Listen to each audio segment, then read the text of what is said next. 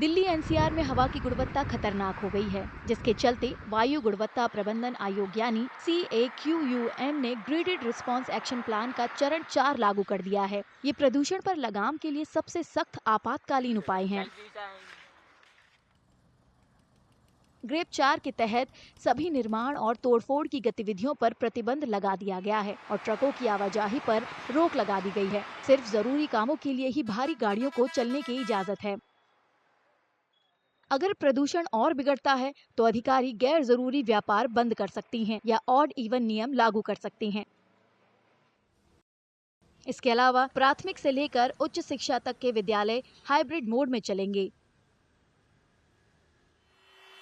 हालांकि इन उपायों का मकसद तुरंत राहत देना है, लेकिन पर्यावरणविदों का कहना है कि ये सिर्फ अल्पावधि उपाय हैं, जो शहर के पुराने प्रदूषण संकट को हल नहीं कर सकते।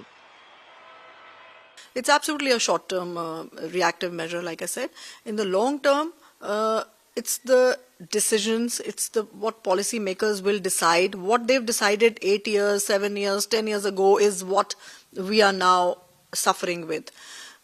What decisions we will take now will depend on how worse or how better we will get.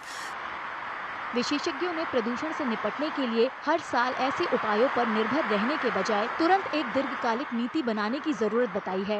विशेषज्ञों के अनुसार the idea of GRAP measures was supposed to be emergency response. Now, what we've seen is that we depend only on these emergency measures, last-minute measures as a solution to pollution. These are very, very knee-jerk. We cannot depend year after year only on GRAP restrictions and call that our action or our war against pollution in that sense. So it's not a long-term solution at all, very, very knee-jerk, important, essential in emergency situation, but we can't always hide behind GRAP measures.